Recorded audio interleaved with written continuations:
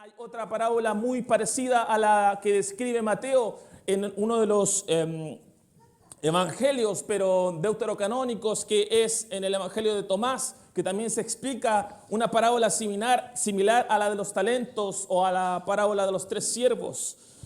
Esta parábola la encontramos en distintas circunstancias, pero descrita en el libro del autor del libro de Mateo. Esta parábola se encuentra a continuación de la parábola de las 10 vírgenes, y en el contexto en que Jesús estaba a punto de ser apresado. Ese es el contexto en el que Jesús relata esta parábola, estas 2 parábolas que el autor de Mateo nos enseña. Es primero la parábola de las 10 vírgenes, y nosotros conocemos también esa parábola porque, bueno, es muy conocida y muy predicada la parábola de las 10 vírgenes, que obviamente apuntaba hacia el fin de los tiempos y también de la segunda venida de nuestro Señor Jesucristo. Esa era la dirección en la que iba esta primera parábola, la parábola de las 10 vírgenes. ¿Recordamos esa parábola? Habían 5 vírgenes prudentes y 5 vírgenes insensatas, y las prudentes llevaban aceite. Hay una versión que es la NTV que me gusta leer, que decía que ellas llevaban aceite extra.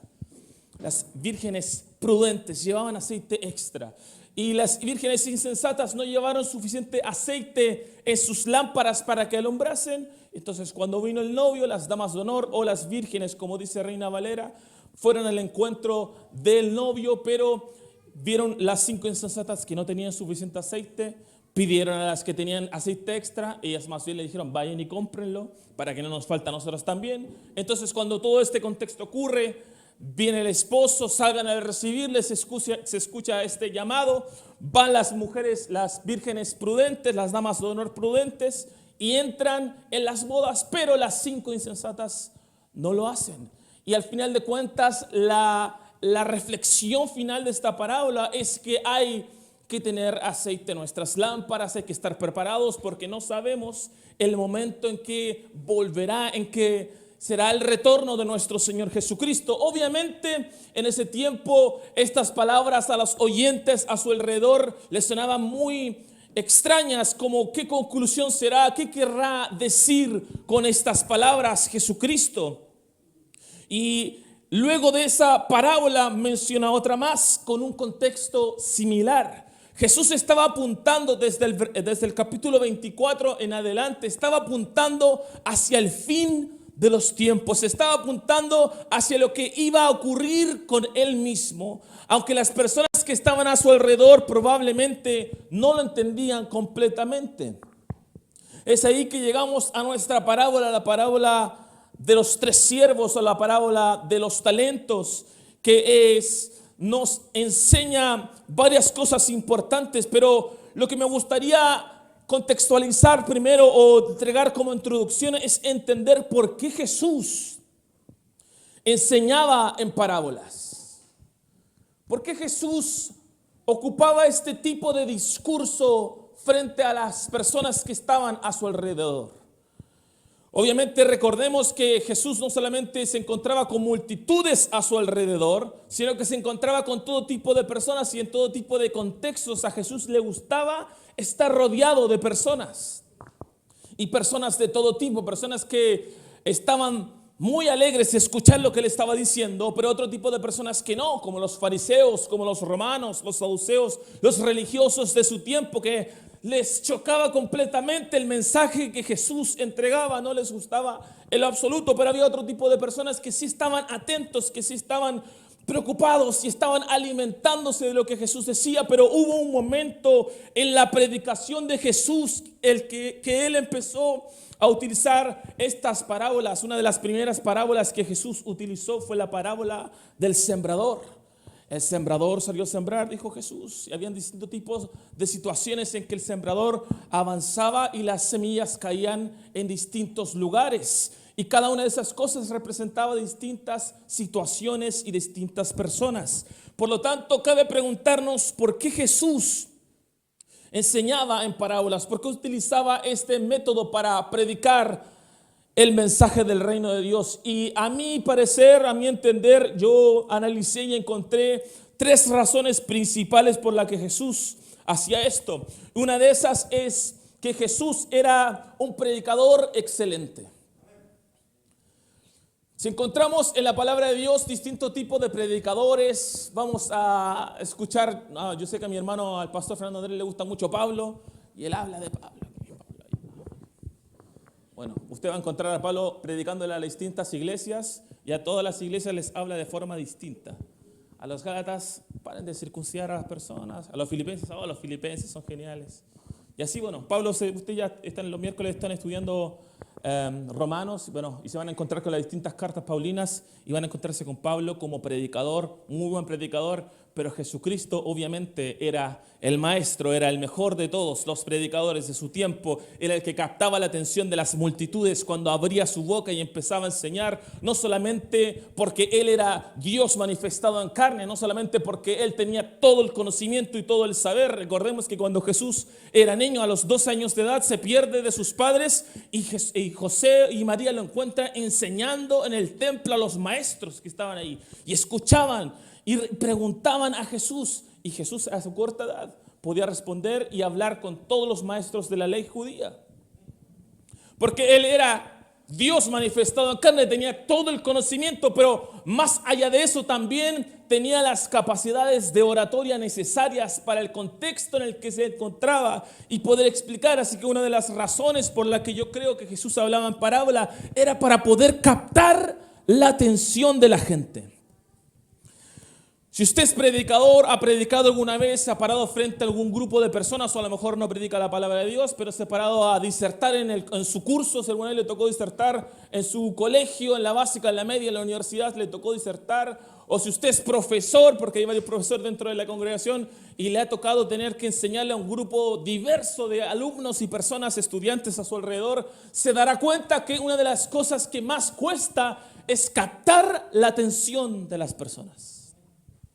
Constantemente, como predicador, me gusta mucho estar escuchando distintos tipos de predicadores, no solamente una línea de predicadores, pero distintos tipos de predicadores, porque todos utilizan distintos métodos para poder captar la atención de las personas, porque obviamente la atención de un adulto puede retener, yo he escuchado que máximo 30 minutos, así es que con suerte 30 minutos retener la atención de lo que se está hablando. Entonces cuesta un montón captar la atención de las personas. Por eso es que como Jesús sabía que iba a ocurrir eso, obviamente Él llamaba mucho la atención porque Él era el Hijo de Dios y hacía milagros y todo eso, pero a pesar de eso Él quiso utilizar un ingrediente especial para poder captar la atención de las personas. Por eso es que su discurso no era un discurso plano, ni un discurso escuálido, ni que fuera tan fome, aburrido escuchar a Jesús. Vamos a escuchar a otro predicador, vamos a escuchar a los fariseos, mejor como enseñan la Torá. No, las personas escuchaban a Jesús y lo que Él hablaba y cómo Él expresaba las palabras que decía, captaba la atención de las personas. No me creo Jesús, quiero parecerme a Jesús y me gustaría un poco captar la atención de todos los que estamos aquí el día de hoy, porque lo que Jesús hablaba, sus palabras, no eran cualquier palabra. Eran palabras trascendentales.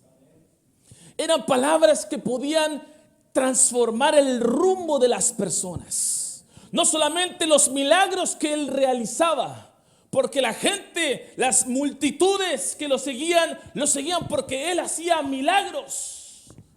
Paralíticos se levantaban y empezaban a caminar. Leprosos, rechazados por la sociedad, Jesús los sanaba y podían volver a ser parte de la sociedad. En un momento estuvieron alejados, pero podían volver. Los leprosos sanados por Jesús. Los ciegos, a Jesús al acercarse a ellos en una ocasión, Jesús tomó barro y untó barro en los ojos del ciego y algo espectacular, algo sorprendente. Jesús llamaba mucho la atención, pero algo que Jesús quería más que otra cosa es que no solamente los milagros llamaran la atención, sino que las palabras que salían de su boca pudieran ingresar en el corazón de los oyentes. Porque a veces el corazón del ser humano es tan duro que los predicadores debemos aprender a utilizar distintos tipos de recursos de oratoria para poder captar la atención de las personas. Por eso que de repente me va a escuchar que alzo un poquito la voz para captar su atención. Es una de las razones por las que Jesús hablaba en parábolas. Otra de las razones por las que Jesús hablaba en parábolas es porque Jesús quería, escuche esto, Jesús quería revelar verdades espirituales, comparándolas con ejemplos terrenales cotidianos. Eso es súper importante, porque si nosotros empezamos a discutir con un teólogo sobre las Escrituras, nos va a mover por distintos caminos que no vamos a saber navegar. Un teólogo va a hablar de los, el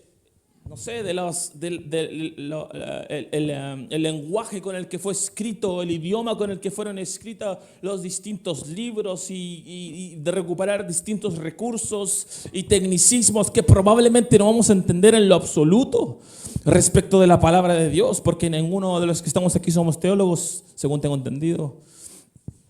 Entonces probablemente no vamos a entender mucho de su tecnicismo y sus capacidades admirables por sus altos niveles de estudios, probablemente no entenderemos. Pero Jesús no quería que la gente quedara como... Jesús quería que la gente al menos pudiera contextualizar lo que le estaba diciendo. Entonces él dijo en su primera palabra, un sembrador salió a sembrar. Yo soy sembrador, yo entiendo lo que es sembrar, Jesús. Sí sé sembrar, yo sé sembrar. Entonces, tomaba ejemplos terrenales cotidianos para que la gente captara lo que Jesús estaba diciendo, porque Él quería revelarles verdades espirituales. Lámparas se encendían con aceite. Hoy no tenemos lámparas que se encienden con aceite, hoy tenemos la electricidad y que con un bombillo, al conectarlo a la luz eléctrica, con un botón prendemos la luz y la apagamos. Hasta de nuestro celular podemos hacerlo ahora. Pero la gente no entendía eso, la gente necesitaba un contexto. Las lámparas necesitan... yo tengo una lámpara en mi casa, también le pongo aceite. Entiendo Jesús lo que quiere decir. Jesús quería revelar esas verdades espirituales con ejemplos cotidianos para que la gente pudiera contextualizar lo que Jesús quería decir. La gente pudiera entender hacia dónde Jesús estaba apuntando. Es por eso que Jesús también hablaba en parábolas, porque Él quería revelar verdades espirituales, comparándolas con ejemplos terrenales cotidianos. Y la última razón que veo por la que Jesús hablaba en parábolas es porque Jesús, al caminar por el escenario de esta tierra, debía cumplir las profecías. Jesús, al caminar por el escenario de esta tierra, habían distintos tipos de profecías que apuntaban hacia su persona. Y todo lo que las profecías decían, Jesús lo estaba cumpliendo. En un momento Jesús va a la ciudad donde Él creció, le dieron la oportunidad para poder leer un rollo de los que tenían ahí los que enseñaban la palabra de Dios. Entonces Jesús tomó el rollo de Isaías y leyó donde decía: el Espíritu del Señor está sobre mí. Y cuando Jesús leyó este rollo de Isaías, leyó estas palabras, Él terminó diciendo: esta palabra se ha cumplido hoy entre ustedes. Es porque Jesús es el cumplimiento de la ley. ¿Han escuchado esa frase? ¿Cuántos vieron? Siempre que estoy leyendo la escritura y el evangelio me acuerdo de Chosen, lo de elegido. ¿Cuántos vieron lo de elegido? A ver, que levánteme la manito. Pasa a ver. Ya no todo ya, pero vea de Chosen, búsquelo, está en Netflix. ¿A usted le gusta ver Netflix? Busque Los Elegidos o de Chosen, muy bueno. Hay una frase que Jesús se tira al final, si no ha visto, le estoy haciendo un spoiler. Jesús dice, yo soy la ley de Moisés, lo verán, esa parte muy buena. Que habla de que Él es la ley de Moisés, pero tiene toda la razón, aunque eso no está en las escrituras, tiene toda la razón porque Jesús era el cumplimiento de la ley.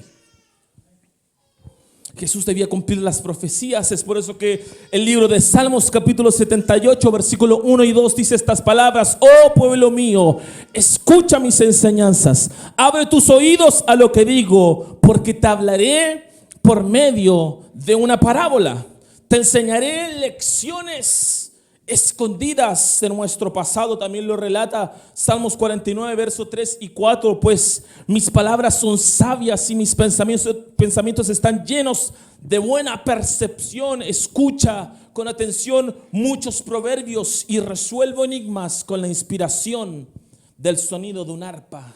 Enigmas, hablaba Jesús. Parábolas, hablaba Jesús. Lecciones escondidas profetizaron sobre lo que Él hablaría estando en el escenario de esta tierra. Pero hay algo que llama poderosamente mi atención respecto de las palabras que fueron profetizadas sobre lo que Jesús hablaría o cómo Él hablaría. Y es lo que nos dice el libro de Números capítulo 12, el versículo 6 al 8, porque Jesús marca aquí una diferencia.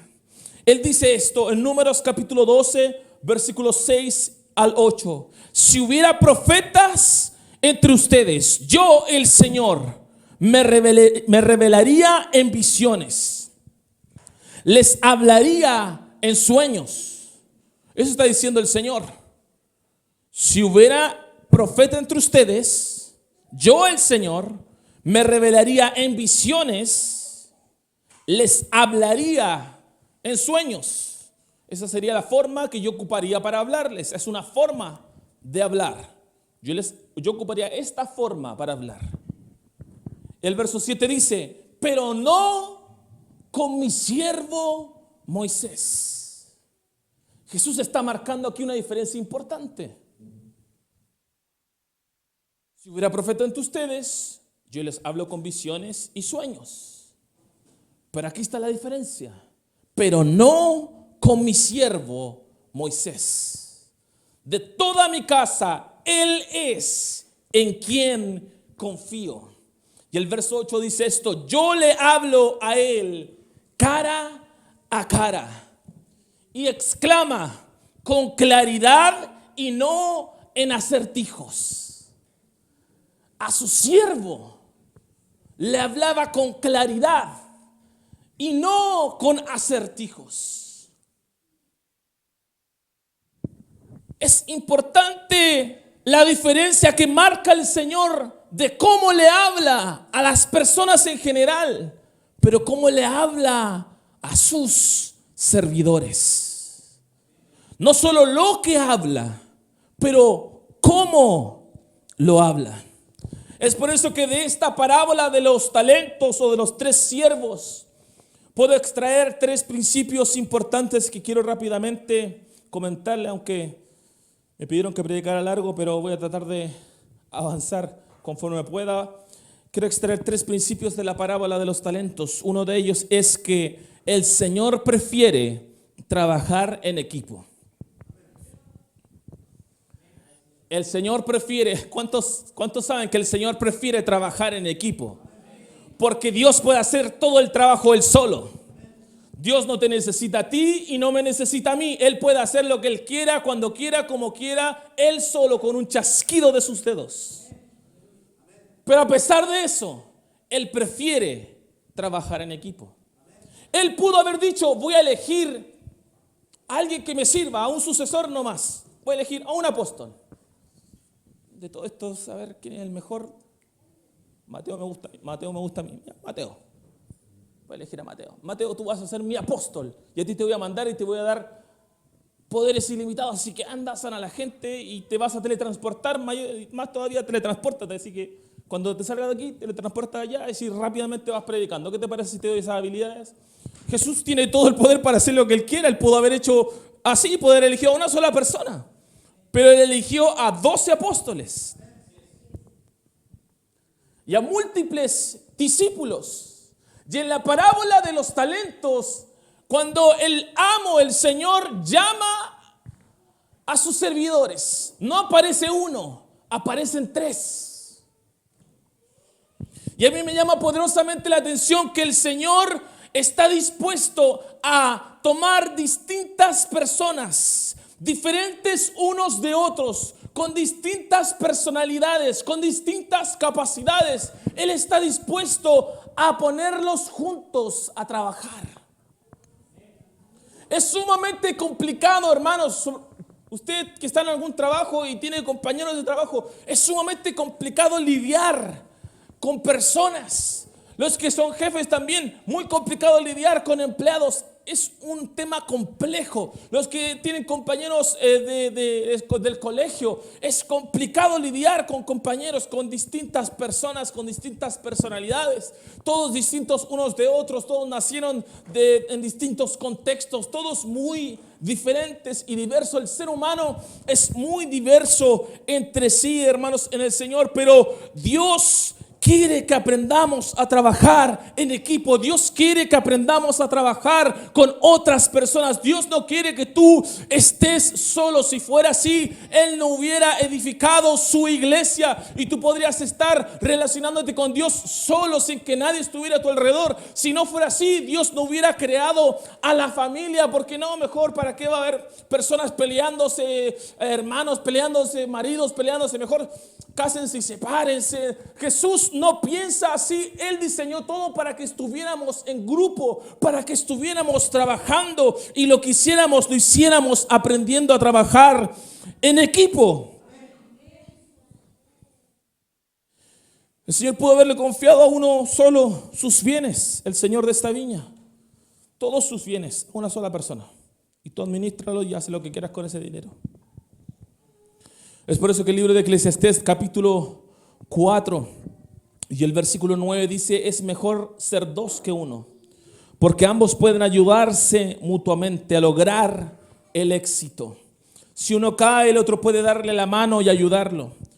Pero el que cae y está solo, ese sí que está en problemas, dice el Eclesiastés.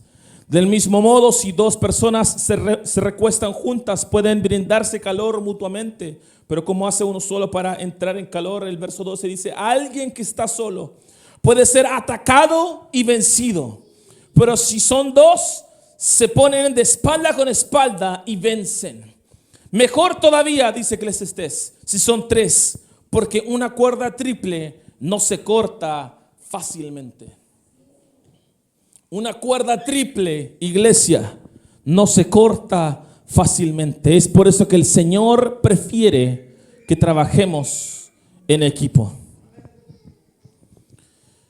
Otro aspecto que encuentro fundamental de la parábola de los talentos o de la parábola de los tres siervos es que todos tenemos capacidades diferentes. Todos tenemos capacidades diferentes unos de otros. Pero lo importante de recalcar de que todos tenemos capacidades diferentes es que ninguno es mejor ni peor que el otro. Solo somos diferentes. No piense que sus capacidades son menos importantes. Lo que usted hace es menos importante. Yo me acuerdo años atrás, se pensaba que los ministerios iban por peldaños, subiendo. El que entraba al ministerio pisa el primer peldaño y ahí los títulos le iban subiendo el grado. Primero diácono. Oh, diácono. Que bueno, los diáconos los más humildes porque son los servidores, ¿cierto? Los que sirven a la mesa, son los más piolitas. Primero obrero, bueno, aquí en la iglesia, primero obrero del altar. Diácono después evangelista. Subo otro peldaño, otro grado, otra jerarquía. Después más arriba, pastor. Después más arriba, obispo. Después más arriba, apóstol. No sé qué otro rango más arriba, arcángel. Habían por ahí arcángeles, buscaban no sé dónde. Serafines, querubines, de todo. Volando, tenían alas. Tienen visión de rayo X, de todo, impresionante. Antes se pensaba que los ministerios eran por jerarquía. Pero lo que Dios en realidad diseñó fue un equipo de trabajo que entregó diferentes puestos de trabajos. No eres peor porque eres diácono o obrero al altar. Y el evangelista es mejor que tú, es más espiritual que tú. Tienes que hacerle caso, tú que estás más bajito.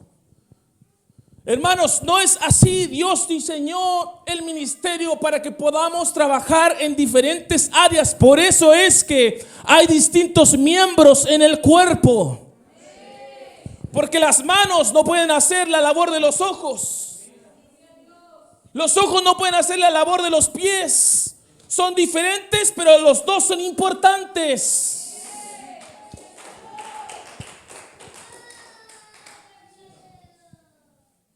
Es por eso que leímos en la parábola de los talentos. A uno dio 5 talentos y a otro dio 2 y a otro dio 1, conforme a su capacidad. A todos dio distintos talentos conforme a su capacidad. Y yo no digo, yo estoy trayendo esto a un contexto de hoy en día, pero los mismos discípulos empezaron a pelear en un momento. Lucas 22, verso 24 dice que después comenzaron a discutir quién sería el más importante entre ellos. Los apóstoles. Usted lee cómo escribieron Reina Valera. Arriba dice el Evangelio según San Mateo. Era un tipo, si ya llevaba San antes, porque el tipo era una espiritualidad, una santidad, había que taparse de todo lo que brillaba, impresionante. Pero estos apóstoles, dice la palabra de Dios, empezaron a discutir quién sería el más importante entre ellos. Jesús les dijo: en este mundo los reyes y los grandes hombres tratan a su pueblo con prepotencia. ¿Cuántos tienen jefes que los tratan con prepotencia? Estoy trabajando con el Misael. Él es mi jefe. Jefes prepotentes. No, él es el prepotente.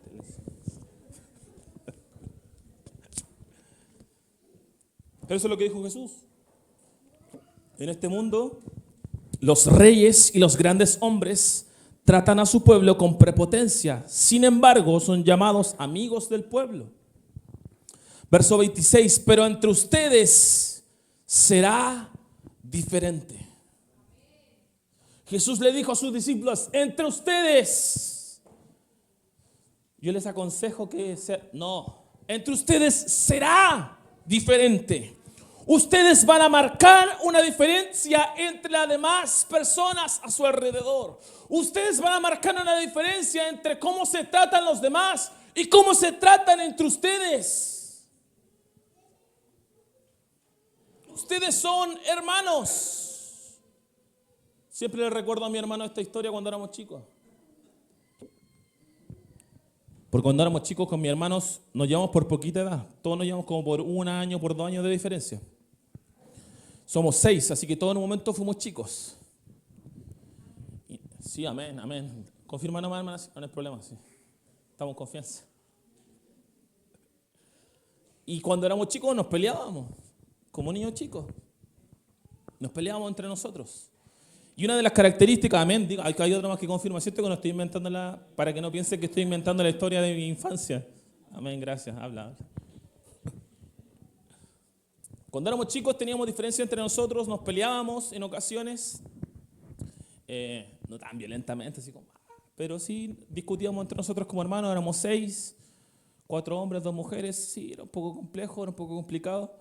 Habían distintas situaciones, pero algo que recuerdo de mi infancia es que una de las cosas que nosotros cotidianamente hacíamos, yo no sé si se van a acordar, pero aunque no se acuerden, confirmen como que era verdad, Asael, Silvia. Cuando éramos chicos, yo me acuerdo, llegaba del colegio y había personas a mi alrededor, algunos sentados a la mesa, y yo iba y saludaba a mi papá, y saludaba a mi mamá: hola papá, hola mamá, y pasaba de largo y me iba a mi pieza. Y esto ocurrió varias veces, hasta que en un momento mi papá dijo: devuélvase. ¿Y qué hice? Y cuando habían hermanos míos a mi alrededor y yo pasaba de largo y ni los pescaba, mi papá decía: devuélvase, saluda a su hermano. Y él nos enseñó a saludarnos entre hermanos con un beso en la cara. Sea afectuoso con su hermano, salúdelo, déle un beso. Y ahora sí se puede ir, ya. Y medio. Y hasta el día de hoy seguimos haciendo eso entre mis hermanos, nos saludamos con un beso en la cara. Jesús dijo: entre ustedes será diferente.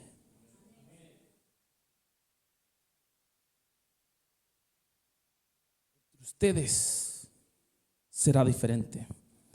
¿Por qué? Porque el más importante de ustedes deberá tomar el puesto más bajo. Estoy leyendo NTV, por eso es que suena un poquito diferente a Reina Valera. El más importante de ustedes deberá tomar el puesto más bajo. Y el líder debe ser como un sirviente. Entre ustedes, iglesia, entre nosotros, debe ser diferente.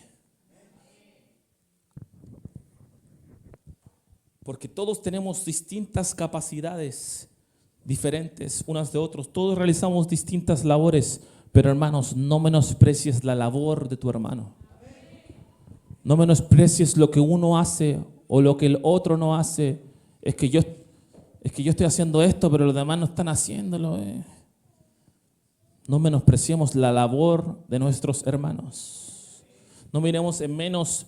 A lo mejor a alguien le cuesta, hermanos, le cuesta un mundo poder llegar el domingo a la iglesia. Pero se esforzó y usted no sabe cuánto se esforzó para tener que llegar y poder cruzar el umbral de esa puerta y estar aquí. ¿Cuánto esfuerzo? Quizás tuvo que invertir dinero que a lo mejor era el dinero para la locomoción, para ir a su trabajo en la semana, no tiene más, pero dijo, voy a invertir un poco de dinero, voy a ir a la casa de Dios el domingo.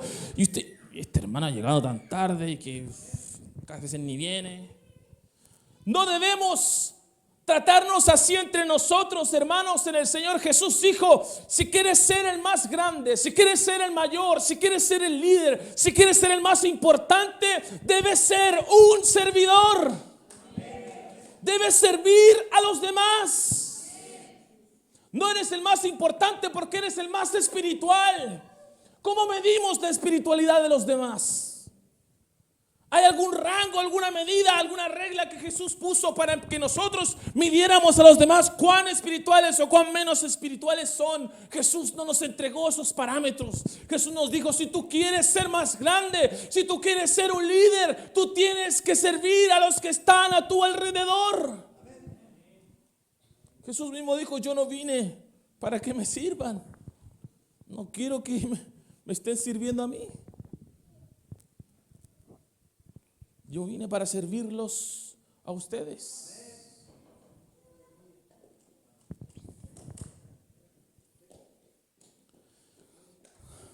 Otro aspecto que rescato de la parábola de los talentos es que los siervos conocían a su Señor. Los 3 siervos que el Señor llamó para entregarle sus bienes conocían a su Señor. ¿Por qué lo conocían? Porque el amo en esta historia, en esta parábola, nunca les instruyó qué hacer con los bienes. Él simplemente se los entregó. Los llamó a sus siervos, dice el verso 14, y les entregó sus bienes. Y los repartió. Toma, para ti, para ti, para ti. Pero él nunca dijo, vayan y inviertan el dinero. Simplemente se los entregó.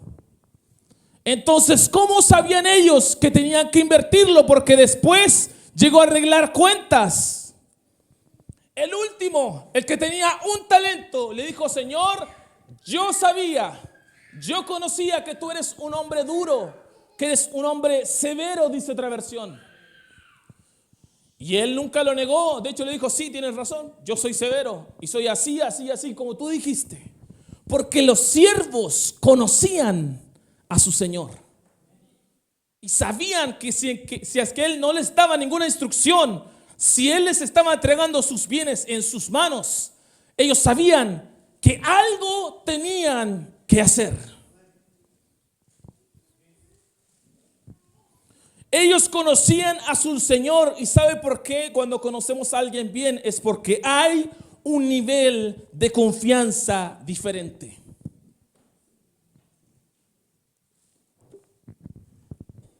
Hay un nivel de confianza diferente. Jesús se rodeaba con muchas personas constantemente mientras él estuvo en esta tierra. Distintos grupos de personas. Y muchos seguían a Jesús simplemente porque Él multiplicaba el pan, los peces, simplemente porque Él movía el agua en vino. Extraordinario, voy a seguir a Jesús. Personas seguían a Jesús por esas cosas, por los milagros, iban y Jesús sanó en un momento a varias personas, un grupo de personas, y bueno, alguien volvió a agradecer, pero el resto no volvió a agradecer. Distintos tipos de personas siguen a Jesús, muchos por los milagros que Él hacía solamente. Había un grupo, una multitud que solamente seguía a Jesús por eso, por sus milagros. Había otro grupo que eran discípulos de Jesús. Habían muchos discípulos, personas que querían aprender, escuchar lo que los apóstoles hablaban, lo que los apóstoles enseñaban, acercarse al menos a los apóstoles a aprender. Eran discípulos. No eran solamente multitud, eran también discípulos, eran creyentes. Todos estos creían en Jesús. Y estaba este otro grupo, los discípulos. Pero también estaba un grupo más cerca de Jesús, y eran los apóstoles. Eran 12 apóstoles. Y el apóstol es aquel que es enviado, significa la palabra apóstol. Pero eran solamente 12. Pero recordemos cuántos de ellos estaban cuando Jesús fue crucificado. No estaban los 12 en la muerte y crucifixión de Jesús. Uno de ellos incluso lo entregó por dinero, Judas. Otro de ellos, Pedro, lo negó 3 veces. No estaba en la crucifixión. Al acercarse a la cruz, el grupo se redujo.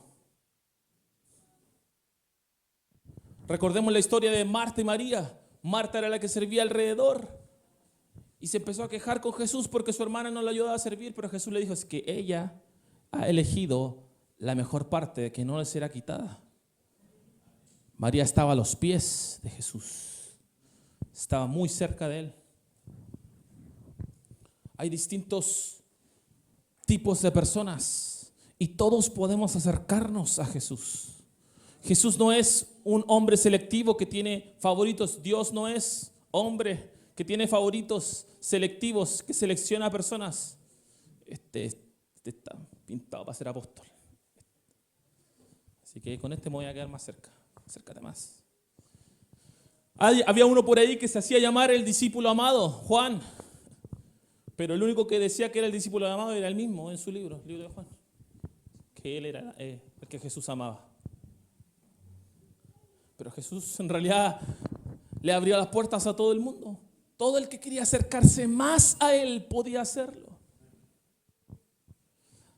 En el caso de la parábola de los talentos, había un nivel de confianza diferente con los servidores. Ellos sabían al Señor que estaban sirviendo. Ellos conocían al Señor que estaban sirviendo, sin que Él les diera una indicación, sin que Él les dijera una instrucción. Ellos sabían lo que tenían que hacer con lo que Él les había entregado en sus manos. Había un nivel de confianza diferente.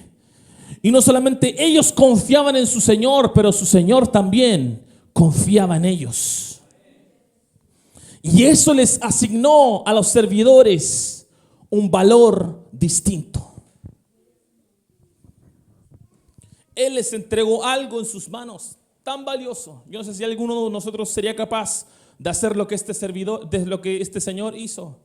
Él entregó 5 talentos, dice Reina Valera, al primer siervo. Al segundo le entregó 2 talentos y al tercero le entregó 1 talento. ¿Sabe lo que era un talento? Era equivalente a 6.000 denarios, una moneda romana. 6.000 denarios. ¿Sabe cuánto vale un denario? Un denario. Un denario valía el trabajo de un día de un trabajador corriente. Y empecé a investigar esto y dije, wow. A ver, saquemos, no soy muy bueno para las matemáticas, pero con una calculadora igual le saco el cálculo. Tomé mi calculadora. Un día de trabajo, supongamos que el salario mínimo actual son 500.000 pesos, ¿cierto? Está el sueldo mínimo. Supongamos que el día de trabajo de una persona que gana el mínimo es 25.000 pesos. Un día de trabajo. Digamos, promediando, ya tampoco somos tan exactos porque no soy muy bueno para la matemática. Pero 25.000 pesos el día de trabajo. Y si son 6.000 denarios, son 6.000 días de trabajo. ¿Sabe cuánto valía un talento? 150 millones de pesos. Y al primero le dio 5 talentos. Ahí ya perdí la cuenta, pero era harto más que 150. ¿Cuánto es? ¿750? No, bueno, algo así, 750 millones, algo así. ¿Cuántos de los que estamos aquí le entregaríamos a alguien tanto en sus manos? Yo sé que no tenemos tanto, pero reduzcámoslo un poquito a nuestros bienes. A ti que eres mi servidor, 5 talentos. Al otro, 2 talentos. Y a uno le dio 1 talento. Pero 1 talento no era una miseria. Eran 150 millones de pesos. ¿Sabe lo que significa la palabra siervo en el libro de Números capítulo 12, verso 8 que leímos anteriormente? La palabra siervo en el hebreo es ebed. El pastor Fernando Andrés les entregó la definición en griego, pero en hebreo, en el Antiguo Testamento, descrita en el libro de Números, cuando el Señor dice que a su siervo le hablaría diferente, a su siervo Moisés le hablaría diferente, la palabra siervo en ese contexto es en hebreo ebed. Y ebed tiene varias definiciones, pero una de esas es cortesano. Y el cortesano era el servidor que trabajaba en la corte del rey. Hermanos, esos somos los que estamos aquí. Usted no es cualquier servidor. Usted no vale lo mismo que valen los demás. El valor que usted tiene es un valor diferente, porque el valor que usted tiene asignado a quien usted es está en su identidad como siervo de Dios. Y yo quiero hablarle a personas en esta mañana, hermanos, que probablemente piensan de sí, que no tienen todo el valor que realmente creen, o que no tienen la autoestima suficiente para mirarse bien a sí mismos. Hermanos del Señor, tú no eres valioso por lo que tienes, no eres valioso por lo que haces, eres valioso por quien tú eres. Y tú no eres cualquier persona. Aquí no hay cualquier persona. Tú has conocido al Rey de Reyes y Señor de señores. No le sirves a cualquier señor, no le sirves a cualquier rey. Tú le sirves al que creó los cielos y la tierra. El profeta dice que él está sentado sobre el globo de la tierra. El cielo es su trono, dice el profeta. La tierra, el estrado de sus pies. Tú le sirves a ese Dios. No eres cualquier servidor. No tienes cualquier valor. Eres valioso. Personas te pueden despreciar. Personas te pueden mirar en menos. O lo que haces, tu trabajo, mirarlo en menos. Pero yo quiero decirte, eres valioso. No calcules tu valor por lo que otros digan de ti. No calcules tu valor ni siquiera por lo que tú mismo piensas de ti. Tu valor está asignado por a quien tú le sirves. El valor de quien tú eres está designado por quien tú sirves. Entonces la pregunta es, ¿a quién estamos sirviendo? O la pregunta también puede ser, ¿estamos sirviendo? Porque el que tuvo un talento, el Señor le asignó un valor también. Tú puedes manejar este talento. El Señor, cuando le entregó ese talento a ese siervo, le dijo, tú puedes, yo me imagino, tú puedes manejar este talento. Tú puedes manejarlo. Yo sé que puedes hacer algo. Él no se lo entregó para que lo enterrara. No creo que el Señor haya dicho, mejor me lo guardo en el bolsillo y me lo llevo. No, él tomó ese talento y se lo dio. Un solo talento. 150 millones de pesos. Mejor los guardo en el suelo porque tengo miedo de lo que él me ha entregado. No sé qué hacer. ¿Sabe qué? A lo mejor no estamos viendo el valor de lo que tenemos. Quizás no nos estamos dando cuenta lo valioso que él ha puesto dentro de nosotros. Quizás no estamos midiendo con la regla apropiada lo que él nos ha entregado en nuestras manos. Probablemente no lo estamos midiendo apropiadamente, no le estamos dando o asignando el valor que corresponde, hermanos, en el Señor. Dios confía en nosotros, sus servidores, porque Él ve en nosotros un potencial, aunque nadie más lo vea. Él ve nuestro real valor.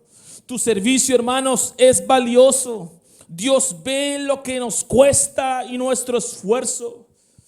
Es por eso que me gustaría, hermanos, en el Señor, cuando está terminando mi carrera, cuando está terminando mi vida en esta tierra, poder escuchar las palabras del Señor: bien hecho, buen siervo y fiel.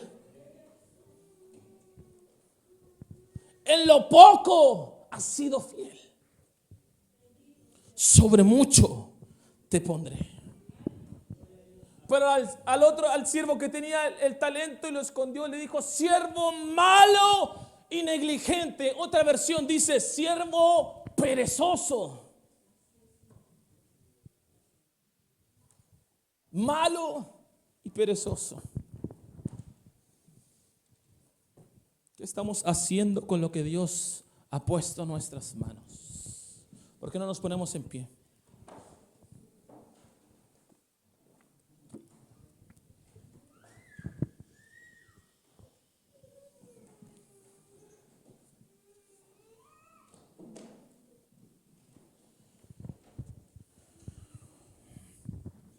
Hay algo dentro de nosotros diferente. Hay algo dentro de nosotros valioso. Y Dios lo ha puesto ahí. Dios ha asignado algo dentro de ti, de acuerdo a tus capacidades.